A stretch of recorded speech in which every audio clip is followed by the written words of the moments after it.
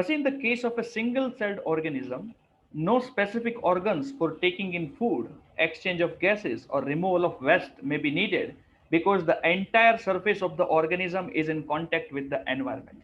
Okay. Now, see if you consider single-celled organism. Now, can you give me the example of a single-celled organism? Anyone?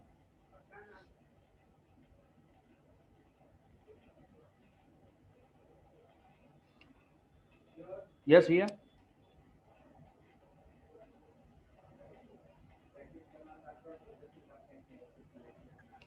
Sir गलती से हो गए। अच्छा चलो गलती से हो गया। Example single celled organism.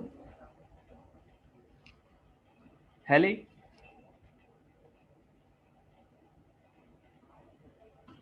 Sir, amoeba. Amoeba. So do you think that amoeba have different organs like lungs, kidneys, or they don't have those things? No, sir. Okay. Now see here one line is written. Everyone, pay attention to this line. For exchange of gases, we require lungs. Most of the organism does not have lungs. Okay? Or special organs. For the removal of waste material, we need kidneys. Okay? Most of the organism does not have kidney or any other organ. Hmm? But if you just consider a single celled organism, they do not have any specific organs. Why? Because their entire surface is in contact with the environment. First of all they are unicellular, मतलब कि एक ही cell से बने हुए हैं। और अगर वो एक सेल से बने हुए हैं तो उनका पूरा का पूरा बॉडी एनवायरमेंट के साथ कांटेक्ट में है। हमारा पूरा बॉडी कभी एनवायरमेंट के साथ कांटेक्ट, हमारे बॉडी के हर एक सेल डायरेक्टली एनवायरमेंट के साथ कांटेक्ट में नहीं होते। रिमेंबर, हमारा खाली आउटर स्किन लेयर ही एनवायरमेंट के साथ कांटेक्ट में है। बाकी हमारे बॉडी के अंदर जितने भी हिस्से हैं, okay, on the internal side of our body, they will be never in the contact of the external environment. Okay, so in a single celled organism, specific organs are not required to take in food for the exchange of gases or removal of waste. But what happens when the body size of the organism increases and the body design becomes more complex? Okay, तो question है कि मान लो कि भाई body size बढ़ा, okay, body design ज्यादा से ज्यादा कॉम्प्लेक्स हुआ तो क्या? Okay, so obviously organs will be required. So in multicellular organisms, all the cells may not be in direct contact with the surrounding environment. Thus, simple diffusion will not meet the requirement of all the cells. इसलिए खाली simple diffusion से हमारे body के हर एक sales के requirement को पूरा कर पाएगा नहीं। हमारे बॉडी के अंदर जो फूड डाइजेस्ट होता है वो कौन से सिस्टम के अंदर होता है या कहाँ कहाँ होता है, ये बता सकता है कोई? फूड में से जो न्यूट्रिएंट एब्जॉर्ब होते हैं वो कहाँ होते हैं, कौन से ऑर्गन्स के अंदर होते हैं? एनीवन?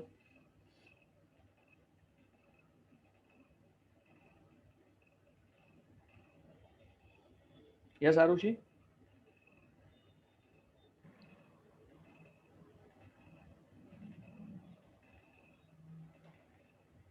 आवाज नहीं आ रही बेटा तुम्हारी।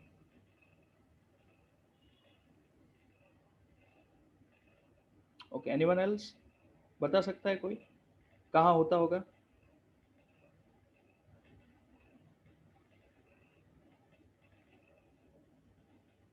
Yes Krish? Sir, stomach. Stomach, intestine, mostly small intestine. Yes और नो? Yes, sir. तो फूड वहां डाइजेस्ट होता है और फूड और एनर्जी की जरूरत तो हमारे बॉडी के हर एक सेल को होती है, तो वहां तक कैसे पहुंचता होगा? तो इसके लिए एक ट्रांसपोर्टेशन सिस्टम चाहिए जिसको हम सर्कुलेटरी सिस्टम बोलते हैं। हमारे बॉडी का ब्लड का काम वही है। ओके, जो भी न्यूट्रिएंट आया है बॉडी के अंदर उसको शरीर के हर एक सेल्स तक पहुंचाना और शरीर के हर एक सेल में से कचरा उठाकर शरीर के बाहर कचरा निकालना, के ब्लड का काम ये होता है। Okay, so in multicellular organism, various body parts have specialized in the function they perform, and we are familiar with the idea of the specialized tissues and with their organization in the body of an organism.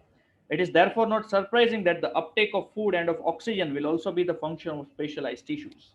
Okay, food अंदर लेना ये digestive system का काम है। Okay, oxygen अंदर लेना ये lungs के थ्रू होता है। ओके, बट ऑक्सीजन जाता खाली लंग्स में है, ऑक्सीजन की जरूरत हमारे बॉडी के हर एक सेल को होती है। फूड खाली डाइजेस्टिव सिस्टम में ट्रैवल करता है, बट फूड और न्यूट्रिएंट की जरूरत हमारे बॉडी के हर एक सिस्टम को होती है, हर एक सेल को होती है। तो हर एक सेल तक फूड और ऑक्सीजन पहुंचाना कैसे? तो ट्रांसपोर्टेशन सिस्टम के through. Okay, so this situation creates a need of a transportation system for carrying food and oxygen from one place to another in the body। ठीक है, इसीलिए हमारे बॉडी के अंदर हमेशा फूड को एक जगह से दूसरी जगह पर पहुंचाया जाता है via our specific transportation system. Okay, and that is called circulatory system. अच्छा, ब्लड जो है वो हमारे बॉडी के अंदर क्या ऐसे ही घूमता रहता है बिना पावर के, या कोई ऐसा ऑर्गन होता है जो ब्लड को पूरे बॉडी के अंदर घुमाता है? Anyone? Yes Kriyanshi? Yes, sir. With the help of when heart beats. Okay, when heart beats blood is circulated throughout the body. तो क्या हार्ट का खाली यही काम होता है, ब्लड को घुमाना, और कोई काम नहीं होता?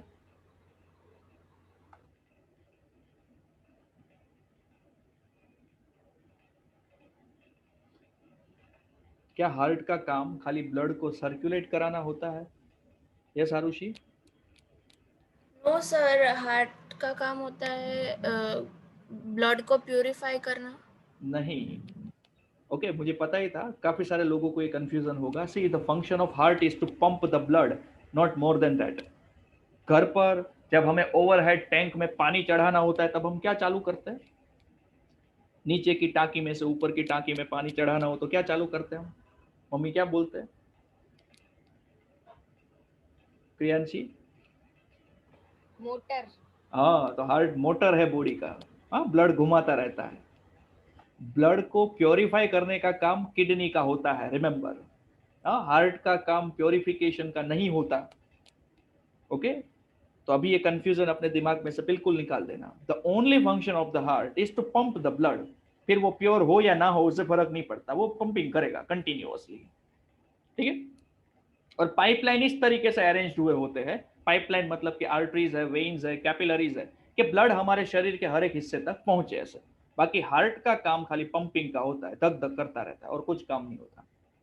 प्योरिफिकेशन का काम किडनीज का होता है। Kidneys are the filtration unit of our body, remember. Okay, see, when chemical reaction use the carbon source and the oxygen for energy generation, they create byproducts that are not only useless for the cells of the body but could even be harmful। okay? अब देखो, हमारे body के अंदर कई सारे chemical reactions होते हैं, but there are carbon sources as well as oxygen are there, जिसके थ्रू एनर्जी जनरेट होती है। तो by products are created. For example, even if we are preparing food in the kitchen, at that time also lots and lots of waste materials are produced. Similarly, if chemical reactions are happening inside our body, at that time also there are certain byproducts which are needed to be removed from inside of our body। For example, जब खाना digest होता है तब waste material निकलते हैं, blood में से urine साफ होता है, उसी तरह एयर में से या हर एक सेल में से कार्बन डाइऑक्साइड बाहर आता है। तो कार्बन डाइऑक्साइड भी एक वेस्ट मटेरियल ही है। ओके, तो ये जो वेस्ट मटेरियल है या फिर ये जो बाई प्रोडक्ट है, उनको किसी भी तरीके से हमें हमारे बॉडी में से बाहर निकालना ही पड़ेगा। And this waste by products are therefore needed to be removed from the body and discarded outside by a process called excretion.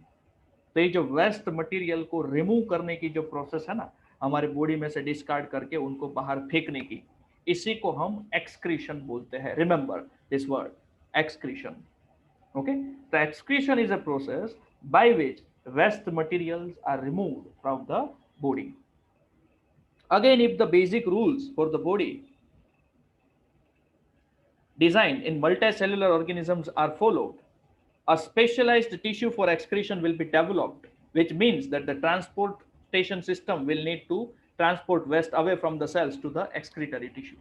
और अगर मल्टी सेलुलर ऑर्गेनिज्म की हम बात करें तो मल्टी सेलुलर ऑर्गेनिज्म इतना बड़ा होता है, हर एक सेल के अंदर वेस्ट मटेरियल प्रोड्यूस होता है।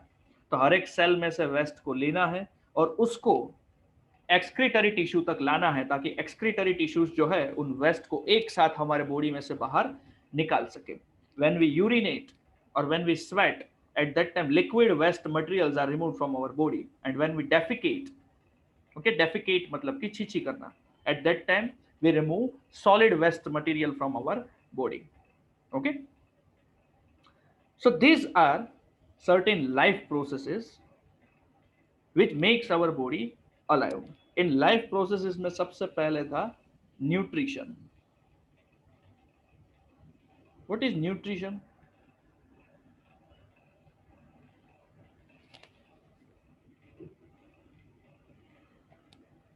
ये हमारे बॉडी के जिंदा रखने के लिए बहुत ही ज्यादा जरूरी है. न्यूट्रिशन का मतलब क्या होता है? यस क्रिश?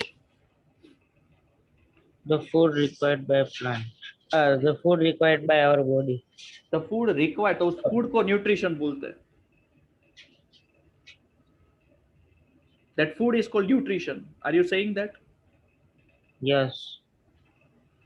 नहीं, उस फूड को न्यूट्रिशन नहीं बोलते. न्यूट्रिशन एक प्रोसेस का नाम होता है. ओके, अब वो कौन सी प्रोसेस को न्यूट्रिशन बोलते हैं ये बताओ मुझे. चलो, anyone?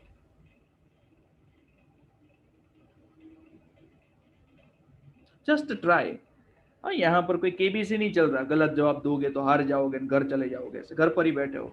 Just try. Ishani? Sir balanced diet. Balanced diet, वो भी फूड ही हुआ ना.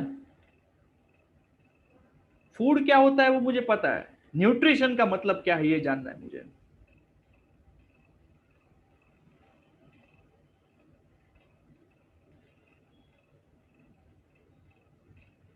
जब हम कोई भी खाना खाते हैं, एनीथिंग वी ईट, तब उसमें जो भी न्यूट्रिएंट होते हैं, वो न्यूट्रिएंट जब हमारा बॉडी गेन करता है ना, उस प्रोसेस को न्यूट्रिशन बोलते हैं. अब समझ में आया हो तो हाथ ऊपर करो. हम खाने को न्यूट्रिशन नहीं बोलते. खाना तो खाना होता है, it is food. But from that food if we gain nutrition, gain nutrition का मतलब क्या होता है? उसमें से न्यूट्रिएंट जब हमारा बॉडी एब्जॉर्ब करता है, that is what nutrition mean. Okay, remember. ठीक है.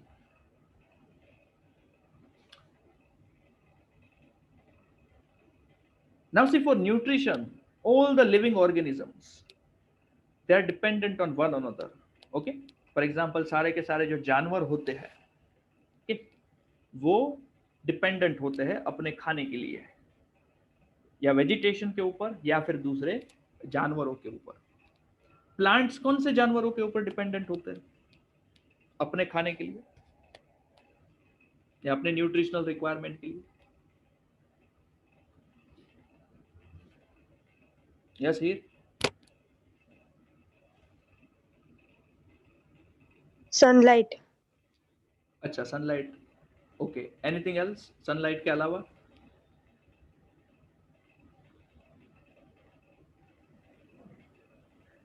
Sir micro organisms.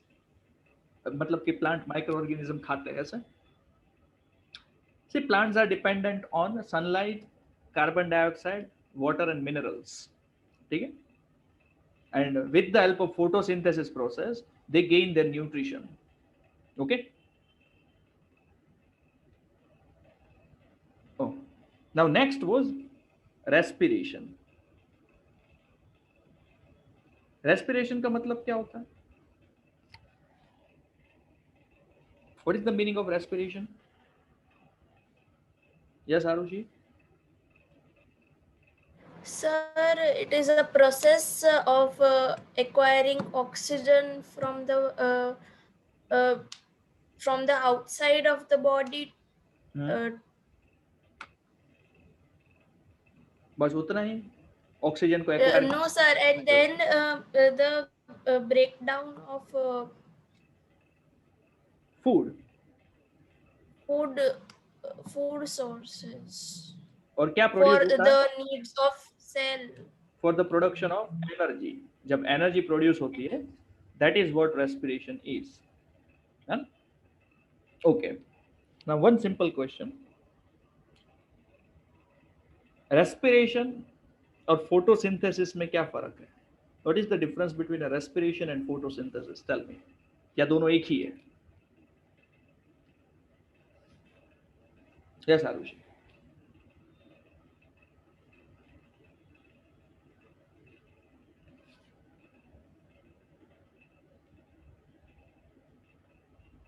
Sir, respiration is the process of getting oxygen from outside of our body for cell, And photosynthesis is the process by which plants make their food. Very good. See, respiration is the process of producing energy and photosynthesis से plant के अंदर food produce होता है. Remember that. ठीक है. देखो photosynthesis खाली दिन के दौरान ही होता है. Only during the daytime, in the presence of sunlight, photosynthesis takes place. But respiration 24 घंटे होता है plant के अंदर. ठीक है, और हमारे बॉडी के अंदर. Okay. Remember this thing. The nutrition, respiration, after that transportation. कौन सी चीज का ट्रांसपोर्टेशन?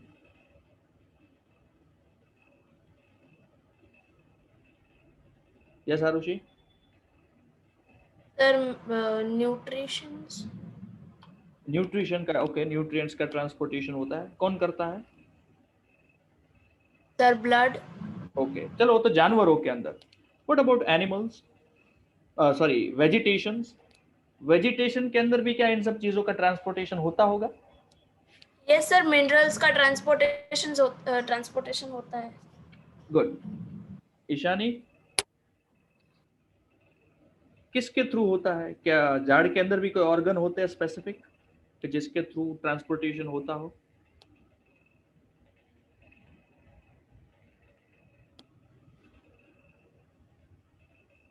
क्रियांशी? सर वाटर के थ्रू होता है. वाटर के थ्रू मतलब पानी अपने आप झाड़ में घूमता है हर जगह, पानी में जान होती है, ऐसा? नहीं sir. Plants have specific tissues and with the help of those tissues, for example xylem and phloem, तो उनकी मदद से प्लांट्स के अंदर सारी चीजें का ट्रांसपोर्टेशन होता है. ओके, न्यूट्रिएंट्स का, मिनरल्स का, वाटर का, फूड का. ठीक है, क्योंकि फोटोसिंथेसिस तो खाली लीव्स में होता है. अब लीव्स के अंदर जो फूड प्रोड्यूस हुआ वो हर एक जगह पर पहुंचाना जरूरी है. ईशान, एनी क्वेश्चन बेटा? Ishani? Sir, actually I was not able to unmute. Okay. So do you have any doubts in any discussion? No sir. Okay. No sir. Okay. And finally, after transportation, we have excretion. What is excretion? In simple terms, how can we define excretion? Krish? Sir, the removal of waste thing from the body. Very good. The removal of the waste material from the body is called excretion. Okay. So fecal waste is there, urine is there. Apart from fecal waste and urine, are there other waste which we remove from our body? Yes, Kriyanshi? Sir, sweat. With the help of sweat, some toxic materials are removed from our body. Yes, true. Another one, is there any gaseous waste here?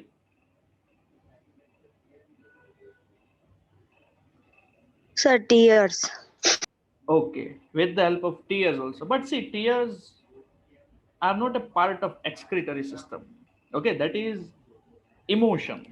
भावनाओं में जब बहुत ही ज्यादा बह जाते हैं ना, तब आंसू निकलते हैं. फिर वो खुशी के हो या दुख के हो या फिर दर्द के भी हो सकते हैं. ठीक है, वो एक excretory system का पार्ट नहीं है. There is one gaseous waste which needed to be removed from our body. Krish? Sir, CO2. Yes, carbon dioxide. It is a waste, okay, which is not required by our body. ठीक है, मतलब कि हमारे body को carbon dioxide की बिल्कुल जरूरत नहीं है. फिर भी हम जबरदस्ती कई बार कार्बन डाइऑक्साइड को हमारे बॉडी के अंदर ठूसते हैं. वो कब ठूसते हैं ये बताओ. चलो एली? सर सॉफ्ट ड्रिंक से. हाँ, जब सॉफ्ट ड्रिंक पी जाते हैं, Thums Up, Pepsi, Coca Cola, whatever, any soft drink, when those soft drinks are drunk, okay, by us, हम लिटरली कार्बन डाइऑक्साइड को जबरदस्ती हमारे बॉडी के अंदर ठूसते हैं, जो बिल्कुल भी हमारे बॉडी की रिक्वायरमेंट नहीं है. So this are the 4 system, okay, life processes in short, जो हमारे बॉडी को जिंदा रखने के लिए बहुत ही ज्यादा जरूरी है. ठीक. Yes, here. Do you have any questions, beta? No sir, वो आंसर देने के लिए किया था वो. Okay.